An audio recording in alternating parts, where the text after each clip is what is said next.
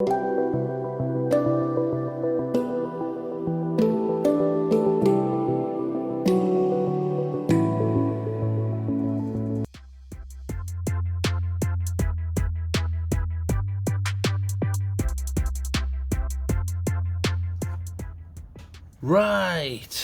what have we got today? Right, well, it's a good old convoy, and as you know, I'm a big fan of a lot of the convoys because you get a lot for your money. Going back to the classic S2 and now the S2 Plus, you get a lot for the money that you're forking out, although you tend not to get a lot of extra. So today we are looking at the Convoy S12. Now I did, if I've got one knocking about, there's one, just recently, well I say recently, it was a while back now, but I looked at the Convoy S11, which was a orange peel reflector with a single emitter. So this one is a smooth triple reflector, triple holes in the reflector anyway, but it is smooth, and because it's a triple, they're kind of going for a more floody look, but I'll discuss that later on when I discuss beam profiles and things like that. So we'll go over quickly. I mean, these only come in black, but like I say, with Convoy you get what you're given, and then sometimes they bring out daft colours later on. So just to let you know, the one I'm looking at is obviously in black because that's all you can get. It is the SST20, that's just the emitter, the LED that's in it, but I'll go over the options and what the differences are, and it is in a 5000K. Now 5000K is just 5000 Kelvin, it's just the tint, but again I'll go over that in a moment. So let's see what you get. So literally that's all you get in the box. Push, stick that in the bin. So let's have a quick look at it. So here it is. So Convoy S12.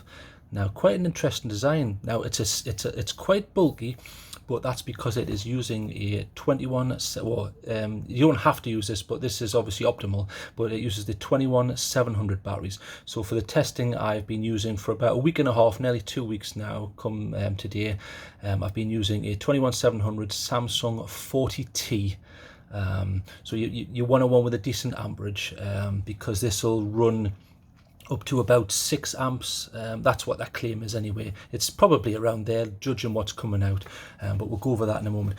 So we'll quickly go over what the options are whilst I give you a close look at this. So it's Convoy S12 in black.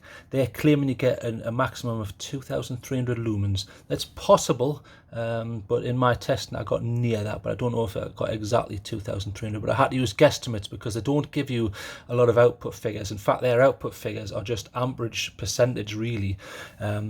So you know, they'll say, oh, you get 3% on low, you know, medium's 30, but it doesn't say what that lumen is. It's literally just how much amps it's drawing. So there's the reflector there. So quite an interesting design. It's a triple, and if you remember way back when I did the BLF Q8, this is a quad emitter, and they did a similar trick where they space them out and they have these little shallow pits here which are smooth. It's to try and get you a bit of distance really, that's the whole point of it.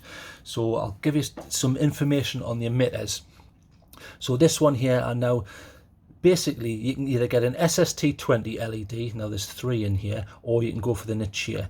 So if you want the Nichias, bear in mind Nichia means you're going to get a much better color reproduction index, but a lower output. And color reproduction index is just how well it reproduces the world around you.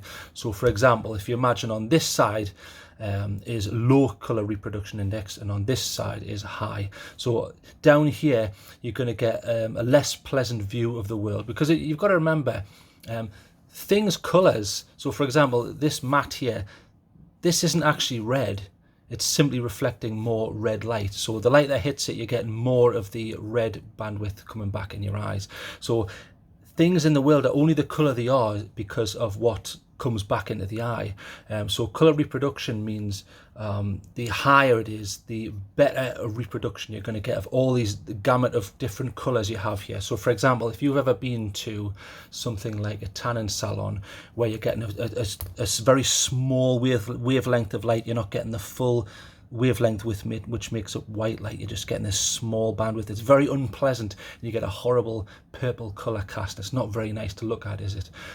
Or certainly I don't find it anyway. Certain grow lights as well for certain products will give you this horrible irritating colour cast, and it doesn't look very nice. Now the opposite end of the scale is when you get a nice colour reproduction, like from pure white light or from sunlight, for example.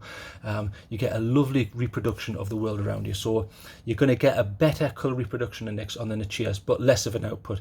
Now they come in two flavours. So you've got the Nichia 219C at 4000K, and then you've got the Nichia 219C at 5000, I think it's 5900 or 5700K. I'll have to check that. So what are the K values? Well, the K values are just the tint. So for example, a warmer light would be lower on the scale, so about 4000K. I always say about 4000 to 4500K is similar to a sunny day, so you get a nice yellowy, I say yellowy, it's not technically yellow unless you creep down the scale a bit more, but it's a warm light. Now that's just the tint, that's not the colour reproduction index, okay, so it's closer to sunlight. Now on a cooler day, when you don't get direct sunlight, you just get it through the clouds, and it's sort of reminiscent of a cold wintry day, you're heading up the scale, so about 6500 is what a lot of manufacturers call cool white. Now you'll hear a lot of people saying, you must get cool white. No, you must get warm light. It's subjective at the end of the day. I prefer a neutral, in other words 4500-ish or 5000 depending on the emitter. Neutral, what they're referring to is it's neutral as in it's neither cold and or yellow. It's trying to get the happy medium. It's trying to be similar to daylight basically on a sunny day, and it's quite nice. I prefer a warmer tint, and I think it looks better, although for a thrower, if you want a nice visual impact of the beam, a cool white looks better, but then you get backscatter and things like that. But I'm not going to go into that on this review because it's pointless. This isn't a pure thrower. It certainly gives you more of a flood. So before we get bogged down too much, I've gone for the SST20 LED. There's 3 of them, and I've gone for the 5000K. I think it does an okay job. Tint's okay, it's certainly not very warm. It's nice, it's not as warm as the S11, which I thought had a beautiful, nice warm light to it, but we'll go through that anyway. So like I say, this is using a 21700, so I'll open this up, and as you can see, they've O-ringed that just to ensure a bit of waterproof, and it's a little bit loose, but it certainly will do the job once it's tightened up. And you can open this top and bottom, so we'll do both. So the top there also has a O-ring, as you can see there. So we'll take that off just so you can see what's going on here. So there's the board down there. Now if you notice on that spring what's going on here, now it's not the beefiest of springs, and because of that, what they've done here is they've done what's called a spring bypass. So what the hell's a spring bypass, you're asking? Well, normally to complete the circuit, the battery would touch this coiled spring here. Now when you've got a high amp output and you want to make sure it gets straight through, you're just bypassing the spring really. It will travel through the spring, but you're given a more direct, low impedance path there, straight for the circuit there. So interestingly, they've done that on the top, and they've also done it on the bottom. So if you look on the bottom here, there's a spring bypass on the bottom as well there. So I'll just check that. Yeah, that spring's not the beefiest, but because of the spring bypass, it's not really an issue. Decent enough though, and there's no sort of scuff marks or bits of metal knocking about there. It's an okay job. It's typical Convoy really. It simply does the job.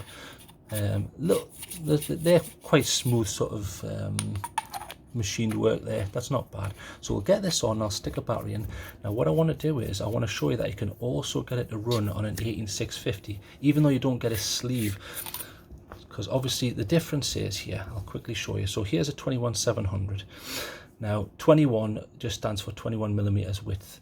So an 18650 is obviously thinner, it's 18. So you're probably thinking, well, okay, if a 21700 fits in, which okay, that's fine, aren't you going to get rattled with an 18650? Well, you certainly are. Listen. So if you want to join a mambo band or be a percussion instrument, it's fine.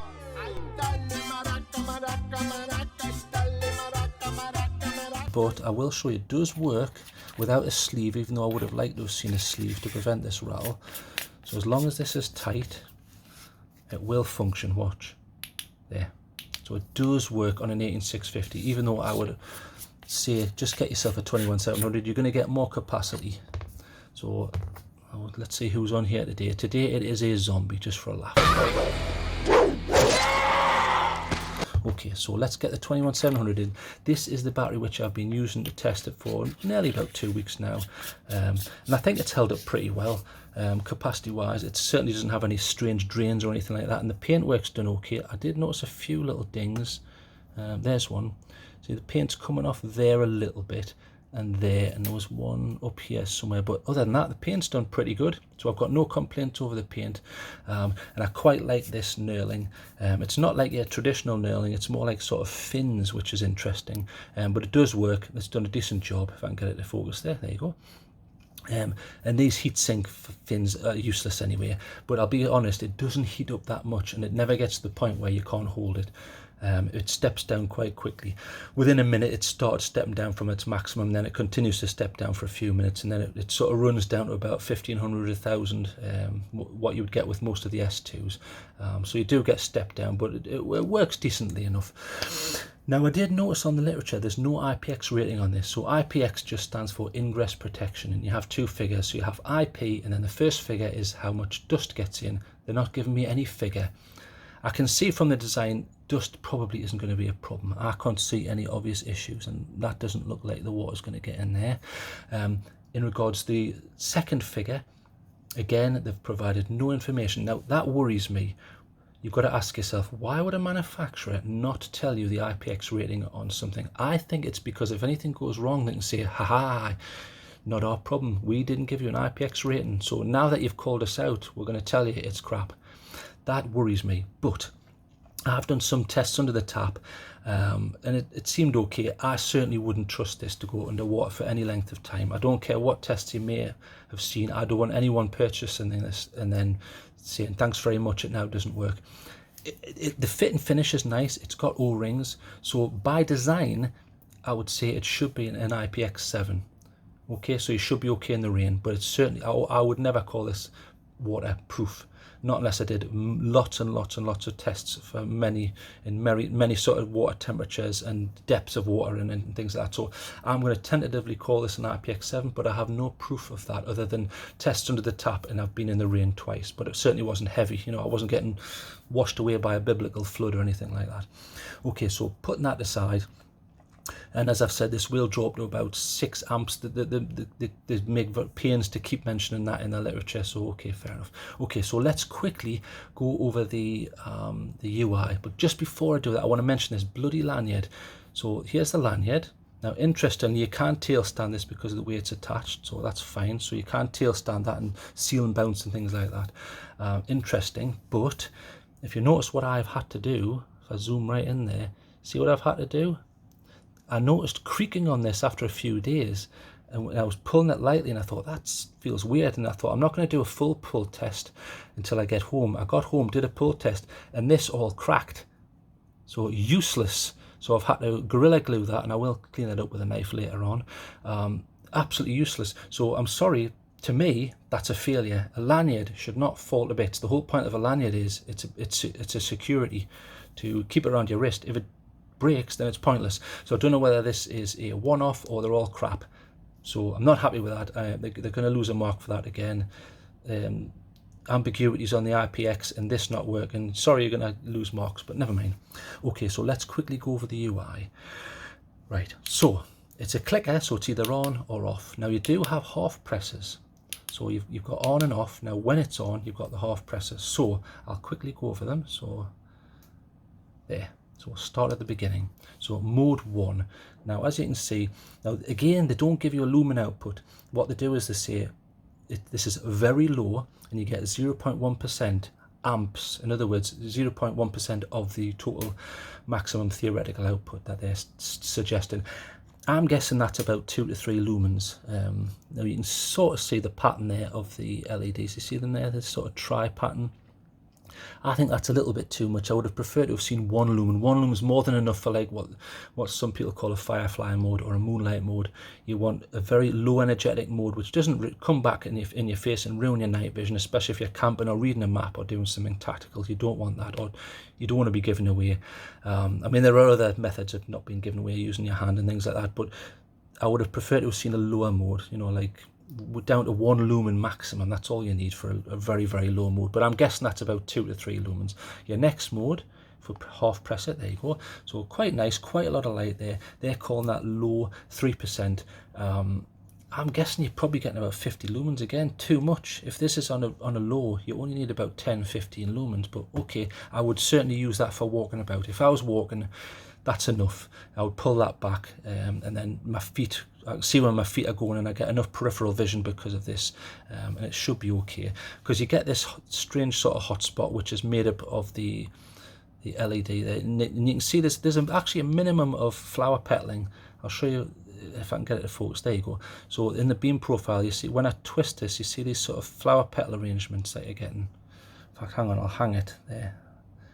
That might be easier. There you go. So can you see them moving around the extremities of the beam there? They're obviously caused by virtue of the design here. You're just going to get that. You're not going to get a uniform beam profile because it's a triple emitter. So we'll turn that back onto that mode there. So like I say, I'm guessing, my guesstimate is about 50 plus lumens there. And then you've got medium. So medium's very bright there. I'm guessing that's about 500 to 600 lumens at least. You can see the flower petaling's more prominent there on the extremities of the beam there. So again, I would probably use that. I wouldn't use that for walking. That's probably too much in total darkness. I would probably use that if I wanted to see medium range. And then you do have a high. So if I press it again there, that's the maximum output, and it doesn't produce a lot of heat. I'll check that in a second here, but I've never found that to produce too much heat where you can't hold onto it, suggesting to me that it's certainly not as high as they're claiming. They're claiming 2,300 lumens. I'm guessing 2,000 maximum. Because I've compared it with a lot of other flashlights. I did compare it with the U-Torch, the C8F, which is a triple emitter. Yes, it has a bigger. I'll just turn that off. It does have a bigger hood here, as you can see, but it certainly doesn't perform anywhere near that. Although this is a higher lumen output, but I think my guesstimate is at least a 2,000 lumens here, but then it quickly drops down. So you're not going to constantly get that. So quite interesting, and interestingly enough, the one thing that I was a little bit disappointed with was range. Now I'll quickly explain here, and I'll do this quickly because I know people cry and things like that when I go over this too quickly. So generally what you've got is you've got your LED, and then light just comes out willy-nilly. So in other words, it's under no basic control. It goes all over the place, including back in your face. So generally what they do is they'll put a smooth reflector over, so you get your spill, which is directly from the LED, and then it hits the wall like this, and then you get this directed bounced light from here, which gives you your hot spot there. So I'll give you a quick example of there. So just to give you a good example of that is the Lumentop GT Mini. So as you can see, uses a traditional large deep bold smooth reflector. So we'll see what that looks like. We'll turn it up a little bit. There you go. Right, so it's great for distance. This hot spot, which is the bounced light from the reflector, goes a long distance. It's fantastic. But you're getting this sort of, sometimes it can be irritating anyway. Up close, it's obscuring detail. You see that? I wouldn't want to disarm a bomb with it, put it that way. Now you can mitigate that by pulling back, pulling back, pulling back, pulling back if you're a contortionist, or you can simply reduce the output, so reduce, but then you're limiting the amount of light that you can use. So as you can see, you get this spill and then your spot. So that's for distance. Now your other method is, which is the one I showed you before, is to use an orange peel. So that's what they've done on the S11. So it's similar. So you've got your LED, and then this is your cross section, okay? But they use a bumped and aberrated reflector. So it's not as smooth, and I'll give you a close-up of that. There you go. So can you see how it's certainly not perfectly smooth, is it? It's an orange peel reflector, as in it apes orange peel, in that it has little bumps in it. So what happens there is you still get your spill, which is fine, and then you get your spot, but instead of having these two distinct zones, they tend to bleed into each other. There's a transition. So I'll show you that. So if we turn this on, turn it down to a sensible level, there. So it does obscure detail slightly, but can you see how there's a transition between the two zones? There's less of a marked difference. You still get your spill here, which is absolutely fine, and your spot. Now the difference is, with an orange peel reflector, you're not going to get anywhere near the distance. So it's better for medium range, I would argue. You still get some throw, but it's better for close-up work, I would argue anyway, and that's just my humble opinion. Okay, now I'm not going to go over TIRs, but I do want to mention on this one, now you're never going to get I always find with these triple emitters, the problem is instead of having this whole thing a nice deep bowl, you have to have a compromise. So you end up with 3 tiny little sort of throwers. Now, because of that, I tested this against this on a long range test, about 400 and something meters, and this actually beat it for range. So can you see why that would be the case? Even though this is not outputting the same amount of lumens, it's about half. Can you see why there's the problem there with range? So this has a much deeper, bigger diameter bowl. So it's able to take that available light and focus it beautifully into a beam. You don't have that luxury with this design. So as a result, this becomes more floody after medium range. So if you're after a pure thrower, I probably wouldn't go for this because I wasn't blown away. When I was doing the long range test, I was a little bit sort of let down. I like Convoy, but nothing blew me away on this. Long range, not particularly good. It was certainly beaten by the U-Torch, which has a much better output and a bigger head. If you want a pure thrower, you're better going for a GT Mini, or in fact a GT Micro if you want to save space. This actually got better range than this, or better visual range anyway. It certainly didn't flood out as much. This was much more floody, and I will show you that footage later on. So let's go over the sort of the goods and the bads. Pros, I would say, very cheap for what you're getting. There's a minimum of flower petaling. As you can see it there, but it's not to the point where it's irritating. I can deal with that. Not really an issue. You can tail stand it if you want to, which is handy. There you go, tail stands, no problem. Lots of tint options, which I was very impressed with. Especially on the SST20s, you're getting multiple. You can get, I think they do a 21700K, they do a 4000K, a 5000K, and a 6500K. So 6500 is your cool white, all the way down to an incredibly yellow 2700. So loads of emitter options, and Nightchair's there if you want it, if you're a CRI snob, but you don't care about losing output. So all in all, a lot of pros. I like the build, but in regards cons, there's no IPX rating, which worries me. There's no e-lockout, but generally with a clicker like this, you don't need it, and this shields it from being knocked and banged in the pocket, and it takes quite a click to get it to engage, so no problem with that. Although I do prefer an e-lockout, and there is a physical lockout. If you just give it a turn there, it'll no longer work. So if you're going to pack that in a bag tightly and you don't want it to go on, just do that, and then you do that, straight back on, not a problem. Long range, it's a bit too floody for long range, so if you want a thrower, you're better off going with a smooth reflector like this. You're certainly going to get better results, even if you just got a cheapie. This is Convoy, a Convoy C8 Plus. I mean, this still beats it for range, so I'll probably go for that personally. And the lanyard was useless. I had to glue it, so that could be a one-off. It could be, but I find a lot of these lanyards recently are very cheaply made. So let's give this a mark out of 10. Okay, I'm gonna give this 7 because it didn't blow me away. No IPX rating, it worries me. I would prefer some sort of e-lockout, but you're not really going to get it with this sort of clicker, and you can just physically lock it out. You can use an 18650, but it rattles, so why they're not giving you a sleeve. And it's at long range, it's certainly not the best, but that's by virtue of the design. You can't have it everywhere. This is more of a floody type design. And I wish they would give some sort of literature to tell you what the outputs are supposed to be. So let's just do a quick comparison. I'm going to give it 7 out of 10. It's okay, and it didn't blow me away. There's nothing to particularly worry about, put it that way. So comparing it to other 21700 lights and smooth reflector type lights, the first thing that comes to mind is the Convoy S11. I preferred the tint on this. Really nice orange peel reflector for medium range. Certainly does a better job than this for medium range. And on looks, I think this is an underrated light. Quite nice, similar sort of price, but obviously it's a bit bigger, a bit more bulky, but it certainly does a good job. Another option you could probably look at would be, like I say, the two lumen tops. For range, this actually beat it just, even though this is tiny, but it uses I think it's a 15400 battery. I'll just show you. Yeah, I've got the VAP cell there, and it is a 14500 it uses, so you're getting a nice output from that from a tiny little package which is pocketable. In other words, you could EDC this without having a massive ball sticking out your pocket, looking like you're trying to contact aliens or something. So beautiful little light. You could also go for something a bit bigger, which is a GT Mini, which is probably one of the best 18650 hand throwers at the moment. Even though some people say, no, the MSR do a better one. It's possible, but this certainly does a good job. There's just one of your other options, but obviously the price of this is starting to creep up a little bit.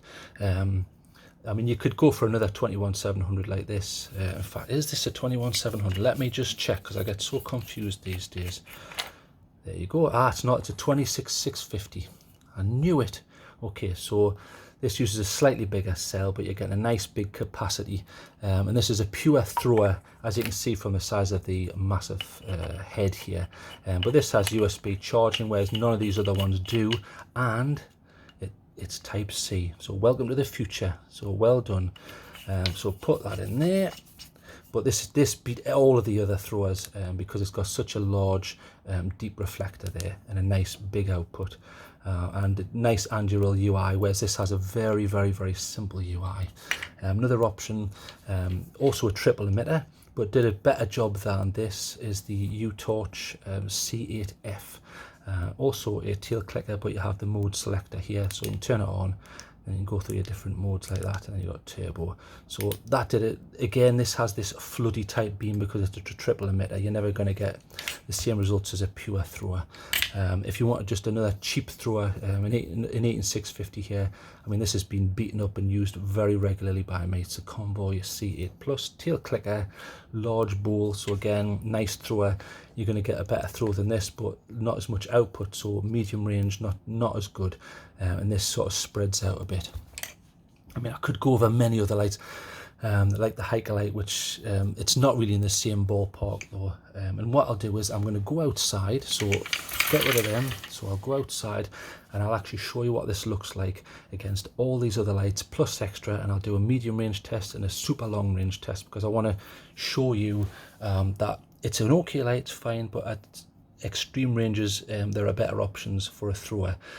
Really, this is more of a medium range floody thrower. That's how I would call it anyway. So 7 out of 10. It's okay. Didn't blow me away, but let's get outside because I'm sure you've had enough of my voice.